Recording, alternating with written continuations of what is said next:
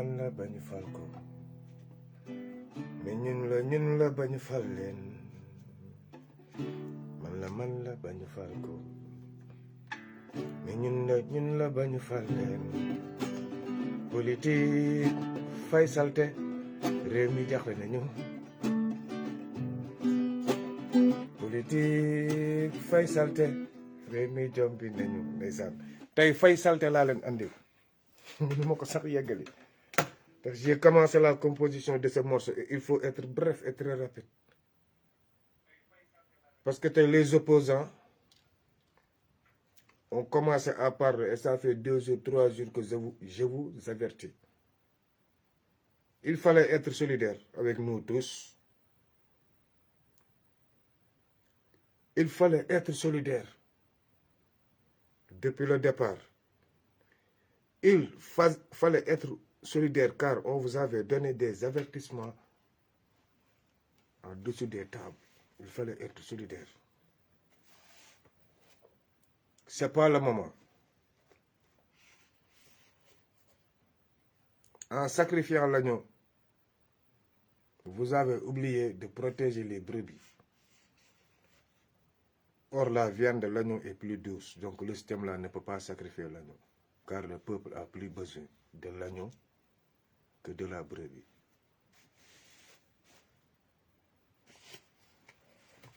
On a besoin des dirigeants humanistes, pas des dirigeants qui volent. C'est le singe qui vole, c'est le singe qui détruit les champs, pas des sages.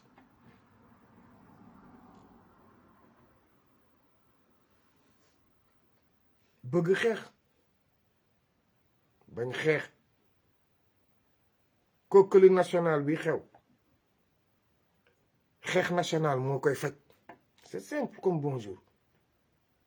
kookali national xeex national démb live naa ñu débattre ci réunion bi toutes les possibilités sont sur la table pour éliminer Ousmane Sonko, prêt à tout.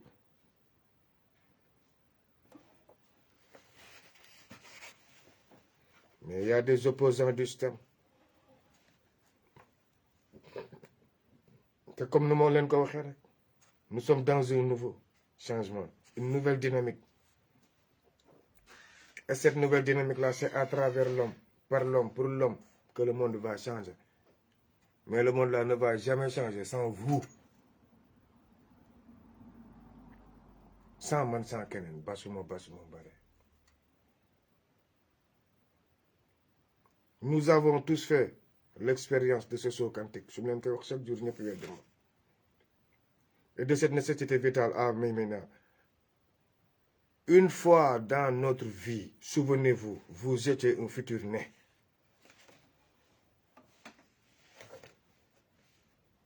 Fallait wax ci système.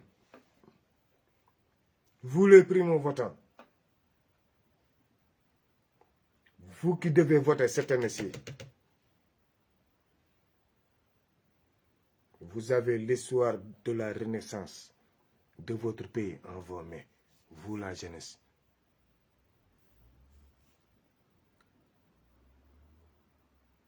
L'histoire n'est pas entre les mains de ces singes qui volent et qui détruisent les champs, non. L'histoire est aux mains de la jeunesse. La jeunesse de 62 était manipulée, celle de 86 manipulée, celle de 68 manipulée, celle de 93 manipulée, celle de 88 manipulée. Celle de 98 avec Djiboka Moustapha Niasse manipulée. Celle de 2000, ils ont été matures, mais ils ont vu que c'est le système qu'ils ont reconduit. Et c'est deux alternances qui ont conduit le pays à des changements, mais système pour système, 6 et 9. La jeunesse, le changement est en vos mains. Pourquoi je ne renonce jamais? Pour vous, la jeunesse, je ne vais jamais renoncer parce que je sais que vous avez les capacités et les prérogatives de changer ce pays. Il y a un mot que je vous prononce depuis hier, le mot quantique. Adjectif. Obéit aux lois de la mécanique quantique par extension qui passe brutalement d'une valeur à une autre sans valeur intermédiaire.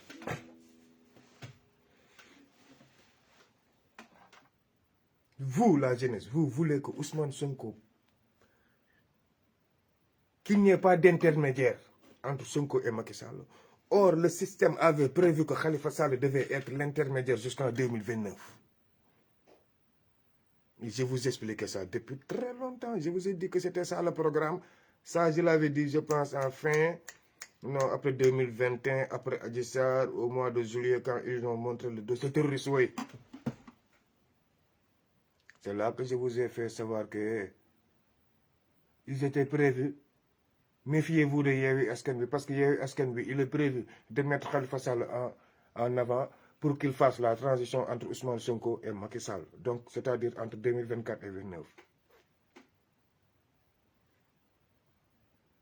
Raison pour laquelle, quand on a dit Yewwi Askan Wi, j'insulte tout le monde à tort et à travers. Vous êtes allé en élection municipale. J'ai demandé aux jeunes de ne pas voter. Vous avez pensé que j'ai saboté. Je m'en bats les couilles. Élection législative, jusqu'au dernier jour, j'ai dit aux jeunes de ne pas voter, même ici en France. J'avais dit aux jeunes de ne pas voter. Et je ne regrette pas aujourd'hui. Je ne regrette rien du tout. J'avais dit les jeunes, s'ils sont qu'on part seul pour passer voter. Mais s'ils partent avec Yewwi Askan Wi, ne votez pas. Parce que c'est ce Yewwi Askan Wi-là et ses députés. Parce que Amadou Ba a le plus de nombre de maires et plus le nombre de députés. Souvenez-vous de mes lives. Mais là, Macky Sall a réussi à nous imposer un esprit quantique. C'est-à-dire, sa volonté sera une obligation. Sa volonté sera obligatoire et irrémédiable.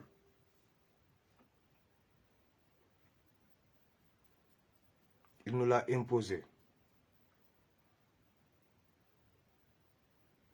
Et il va pousser le bouchon plus loin, à l'intérieur du trou, car il va dépasser les bornes par force. Et il commence à dépasser les bornes. Opposition, on vous avait dit, les candidats qui vont passer. Je pense que ça fait 1 an, vous l'avez bel et bien entendu sur les lives. Tel et tel et tel et tel vont passer. Je pense très bien que si le jour de l'Assemblée nationale là, où Mimi Touré avait démissionné, je pense que c'est là que Mollah Morgun a commencé à expliquer c'est tel et tel qui sera tel et tel candidat. Et jusqu'à preuve du contraire, ça sera ça. Mais comme des fois tu les parles, ils te disent que non, est-ce que c'est une voie autorisée? Est-ce que c'est des décrets? Est-ce que c'est des lois? On s'en fout des décrets et de vos lois que vous pensez. On s'en fout de vos décrets et de vos lois. Nous sommes dans un état sans droit, pas un état de droit. Il faut que vous compreniez ça. On s'en fout des lois. Si on veut gagner cette guerre-là, si on veut gagner ces élections-là, qui n'est plus une élection présidentielle, mais ça sera, si on fait le compte, ça sera une guerre civile où le système va imposer et continuer, va vous mater. Marème Faye Sall va continuer à danser. Et on va savoir. Opposition. L'esprit quantique ou conscience quantique est une hypothèse qui suggère que des phénomènes quantiques tels que l'intrication et la superposition d'états sont impliqués dans le fonctionnement du cerveau et en particulier dans l'émergence de la conscience. nguur day fexe ba di manipuler moment yi Macky xoola mu ngi fexe rek ba di manipuler moom ni mu bëgg a affaire bi doxee mu doxee noonu te ñun ñëpp ñu ngi ko nangu à travers lan ci ay position kii lañ lay teg genre science physique la mooy lu nga xam dañ koy gëm mu ngi nii état ñëw ni leen lii laay def ngeen ni mënul nekk di ko wax 2 ans 3 ans di ko wax ba mu yegg si ne këtt ni jonn seen kanam ngeen ne yegg si na bu ñu teeloon comprendre ne on n'a pas besoin de décret pour combattre Macky Sall bu ñu teeloon comprendre ne institution yi amul ay nit ñu wóor bu ñu teeloon comprendre ne bii heure officier yi dañuy lem si dañuy noppi kilifa police dañuy noppi kilifa gendarmerie noppi buñ ko teeloon comprendre bii heure coow di jeex na mais la conscience et l'esprit quantique a fait que les politiciens orthodoxes ont voulu faire de vous des politiciens modernes. Ce que disait Abdou Karim Gueye. Égypte, chrétiens orthodoxes, ils ne se mixent pas avec chrétiens naturels. Les nouveaux chrétiens là, non. Juifs orthodoxes, ils ne se mixent pas. Musulmans orthodoxes, les salafistes là, ils ne se mixent pas.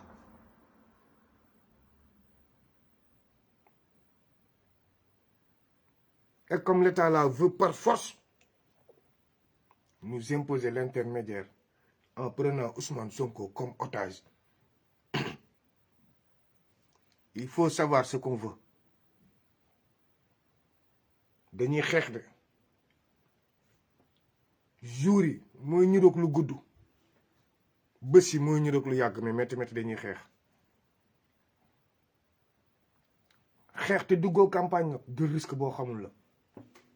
xeex te dugguñu campagne newuñu conseil constitutionnel ne ting tey la bésu campagne fa la xeex di neex ñetti dëkk yi rek laa leen di wax ñu surveiller Ziguinchor Touba Dakar ñi fay voté du bëri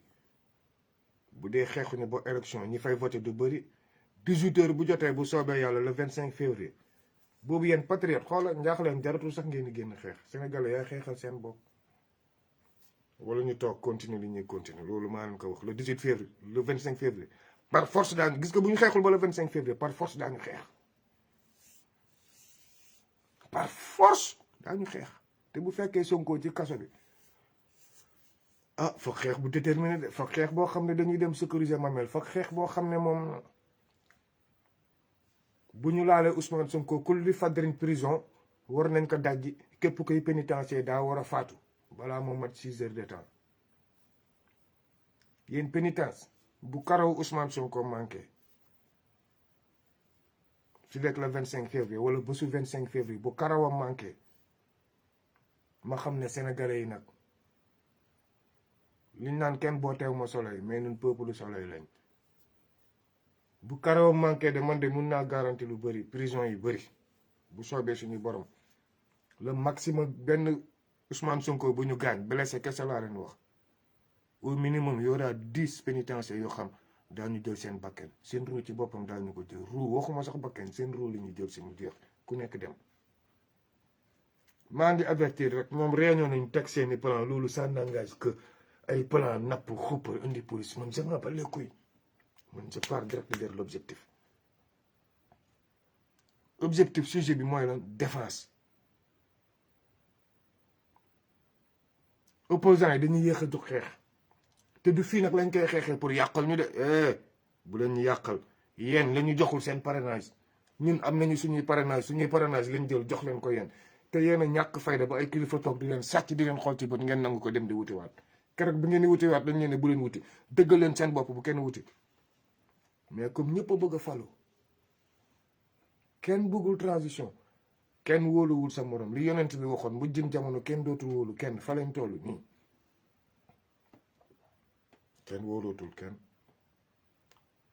kenn wóolootul kenn ndax ñëpp a bëgg a falu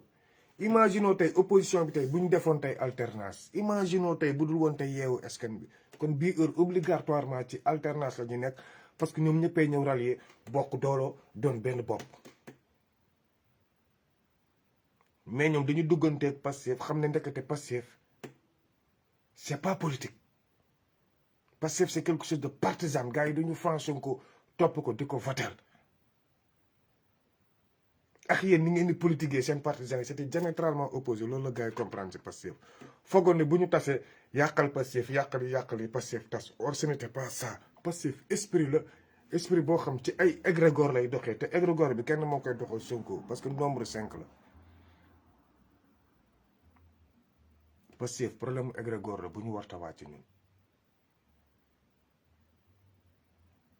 kenn warul cof égrégore Ousmane Sonko kenn waruñu ko séddale kenn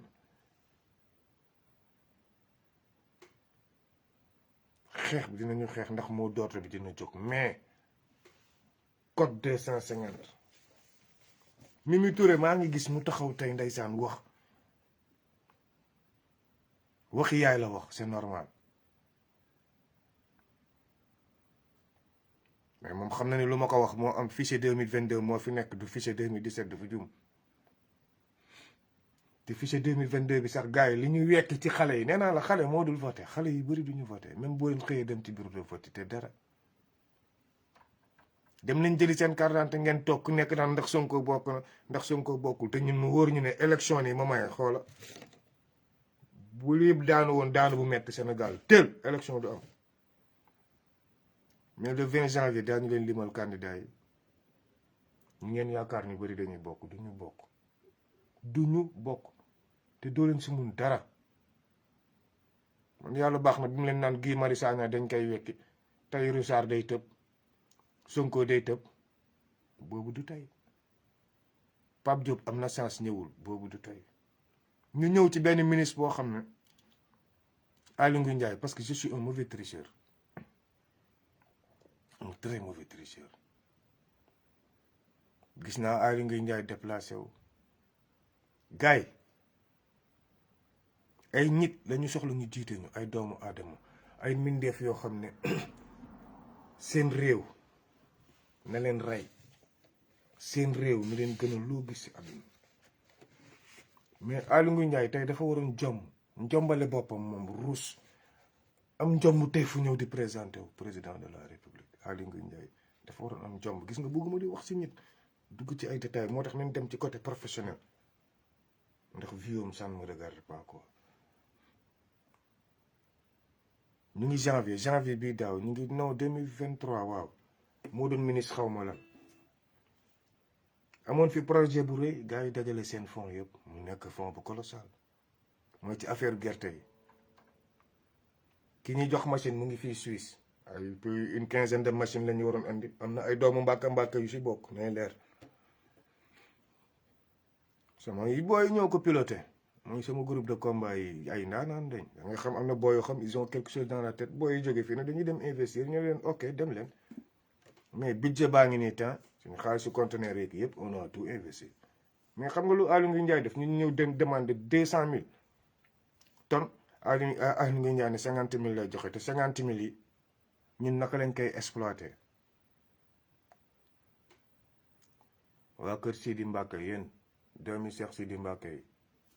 vous étiez témoin yaa ngeen woon ci réunion boobu duma wax ñeneen ak ñeneen pour muy clair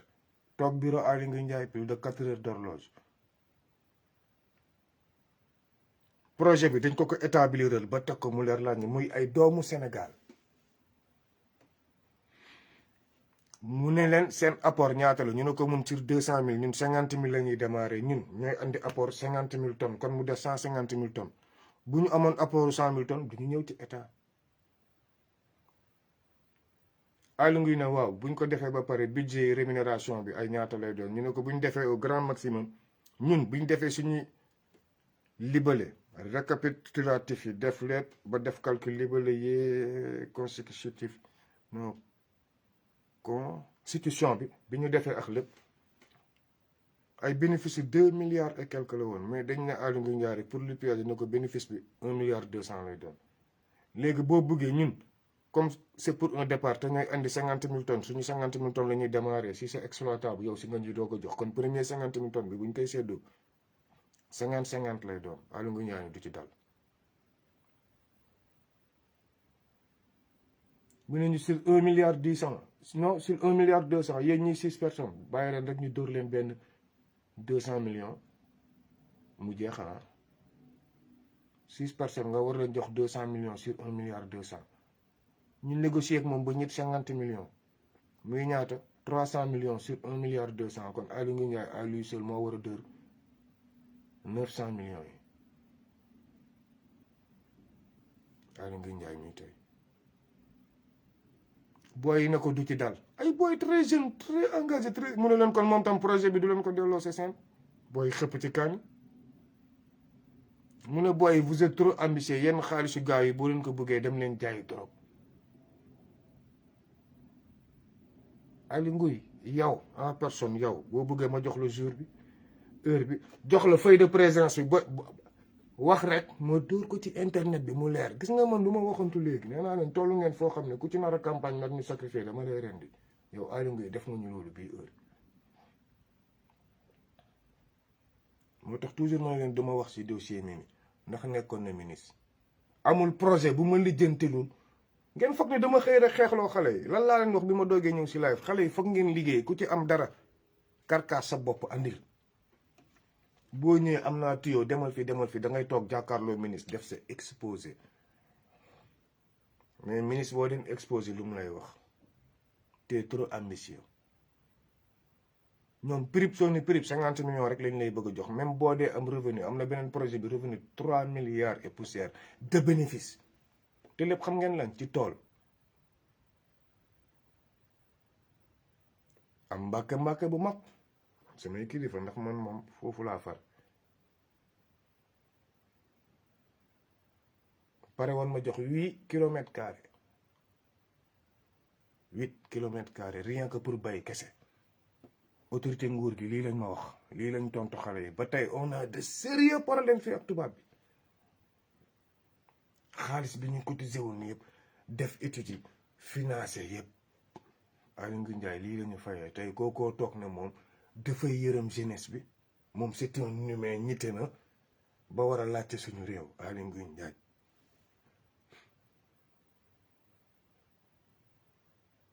carrément ku la ne boo bëggee xaalis bu gaaw da ngay sàcc mbaa nga jaayi drogue mooy parolu Aly Ngouille Ndiaye te billaahi bu bëggee mu tegal ko affaire bi tey kooku moo ne je n'ai rien contre lui mais il ne peut pas se présenter pour ne président la d'accord ma genre xol yi waratuñu nekk Sénégal ku mel ni Macky Sall waratoo takk suñu réew li lay war a suñu gars yi bu leen juum yërëm naa Mimi lool mais bu leen fàtte Mimi moo fi sàcc législative yi juillet bi passé Mimi moo sàcc élection yi Mimi moom na waat xam nga nee na fiché mais na Mimi wax moom juillet bii passé moom bi muy sàcc élection yi waaye yéen Mimi yéen na leen wax leen léegi ñoom effectivement APR ñaata député la amoon ak ñoom ñaata député la ñu amoon naka Mimi wax te moom moo sàccoon non Sénégalais man kenn du victimiser wu sama kanam ñu may yónnee naan ma dem leen naan gars yi bu leen ma waxloo ci gars yi bàyyi rek ma naan gars yi ni ñu yërëm gars yi waaye ba ma wax leen ni kii moo tax bugguma wax ci nit ndax duma wax ci vie privée mais côté professionnel ñoom ku nekk am na ci lu ma sekkox yow yoo xam ne candidat yi ku ma ci xool ku dul Cheikh Abdou Bari moo gën a Cheikh Abdou Bara Dolly moom ngeen foog dof moo gën a ñite Aly Ngouille Ndiaye ndax moom bi muy dóor Sonko da ko dóor bu légal mais ñi démb la ñu rendi Sonko tey ñu ñëw bëgg a farak moom mënuma ànd ak ñoom mënul nekk man homme de principe la yeneen candidat yëpp mënuma wax si ñoom mais si ñii dama xam mun ñu yore parce que ñun yërmande bi ñu soxla te ñii islam bi la ñii wuteewu ñoog dara Ablaye Wade wuteewu ñoog dara Abdou Diouf wuteewu ñoog dara Macky Sall fii laa leen doon codé ne man leen rek a ma mënoon tax ñu wàccee garde gi tey mu leeral ñu kenn Cheikh Omar Diagne bokk na benn Guy Marius Sagna bokk na mais à part loolu gars yi yéen tam soyez logique ay tokaar rek la ñu bëgg a présenter nii mënul nekk yéen tam gars yi foog ñu logique xam nga ñun Sénégal tam mënoo bëgg dara ak contraire am mënta ne Macky Sall quel que soit alpha il va provoquer Macky candidat wam jubóotu ñu Macky bu soñoon moment bi xoola ñëpp lépp lay dóor mu daanu gars yi assuré ko mais tey bëgg ko armée nangaloon tey suba mu teg ñu loo xam ne ñetti nit bu ñu wàccoon ci suuf si ñu dóor couvre-feu te boobu duñ ko nangu armée day xeex metti coup d'état lañ jëm metti quel que soit le prix à payer pile gars yi bu ñu xeexul ba le 25 février ba ñu fëgg table bi ne lii moo xew bu ñu taalee taalaat dañuy ñàkk te ñàkkee foofu moo gën a metti xam nga lan moo bon comme li dal gabonais bi mais Sénégal sera gabonisé damay ragal li dal gabonais bi moo ñuy dal gañe ba ñu xam ne yaa gañe armée teg si loxoom ne la jël naa ko parce que xam nga yaa ngeen ni bañ mu ñaaw si yéen lay ñaawee nag yéen dañ leen di bàyyi ba ngeen gañe ba ne yéen a gañe werante am ñi leen ne ñoo gañe ngeen nar a wentu ñu faqeet ko seen loxo xool après ni muy mujjee léegi nag opposant yi bañoon ba demal seen bopp boo leen bëggee bokk ci xeex bi wala ñu xeex la leen da ngeen di dabe de wax leen seen militants yi jóg parce que ñun suñu xeexkat yëpp tëj leen ci jeel bi boo yëpp a ngi kaso groupe yi may monté nii ça ne sera pas pour cette opposition matériel bi may jënd nii cocktail molotov yeeg dërën yeeg kii feu d'artifice yeeg yooyu yëpp ça ne sera pas pour cette opposition de loolu libération Ousmane Sonko moo ma tax may préparer samay bagages libération Ousmane Sonko moo ma tax ma pare samay bagages te wax naa leen ko le 25 février même bu ñu xeexee armée jël foog ñu xeex libéré Sonko foog ñu xeex libéré Sonko nga xam ne armée tam dinañu xeexaat seen biir teg fi armée bu normal bi code yëpp kenn mënu ko joxe bu coolee daa am kiy jël ndax kiy jël d'accordul ak Sonko d'accordul ak Tinubu le Sénégal sera gabonisé esprit de la France au cas où si le peuple est prêt le Sénégal sera malinisé ou burkinabéisé ou nigérisé mais nekk fi di dof lu yore Sénégal taj toog fooree day dagg bil de day dagg maa leen ko wax parce que bu ñu leen ne diw moo gagné élection yi day dagg diw moo jël deuxième day dagg moytu leen nag ki ñu foog na sax mooy gagné chef de l'opposition ñu andi leen ko ne leen chef de l'opposition jël deuxième yéen Pastef troisième ngeen jël xoola xam nga gars yi lu ñu leen fas yéene def ni gis nga ñu ngi leen di teg rek seen tànk yi muy damm ñoom nag ñu ngi réunion ak seen i psychologue naan booy yi boo leen tegal yi seen tànk day damm buñ leen ne Sonko comme buñ naroon xeex rek nga dégg message ne ah Sonko porté disparu wala Sonko évadé na prison ba loolu daf leen ni may ñoom temps da ngay gis peuple bi yëpp danaan wax tekk le 25 février quel que soit le prix à payer bu ñu xasee song Sonko est porté disparu woo Sonko n'est pas porté disparu woo Sonko mu na fi islam bi jóge ba noppi après ñu doog a lijjanti ñoom fu Sonko nekk ndax mu ngi dund ndax dundul loolu bu ci seen gat nekk bu ñu sàccee le 25 février prip ni ñu lijjanti islam bi ni ñu leen fiy déloger ba pare ay toog si rajo bi Sonko réer na réerul yooyu yëpp ça sera des manipulations Sonko ni ça bu ñu leen wax dara ci Sonko ñu gëm ko même bu ñu leen ne dee na ñun nañ yeggale suñu xeex ba jëli nday palais bi ba noppi ba mu leer ñu ne Amadou Ba di fi toog ak Macky Sall ñun loolu ñun nañ ko def suñu aqulaay tàlla ak suñu borom foofu laa mën a yem tey nañ ko def suñu aqulaay tàlla ak suñu borom au cas où ñu ne ñu tellement gagné bu ñu déclenché palais lañ jëm ay presse bi Sonko blessé na fii Sonko est porté disparu Sonko et ça sera des manipulations moo tax nag man leen nag lu gën a jekk mooy nañ leen xeex bii balaa opposant yii dañu reporter élection bi ndax ñoom commencé nañu may Macky Sall motifu reporter élection seen façon waxin yi ma déglu motif bi ñu leen di jéem a colonie reporter élection la pour Sonko bokk te loolu du fi amee balaa caag militaire yi jël réew mi Macky kattandayam wax papaam ak yaayam man loolu laa gëm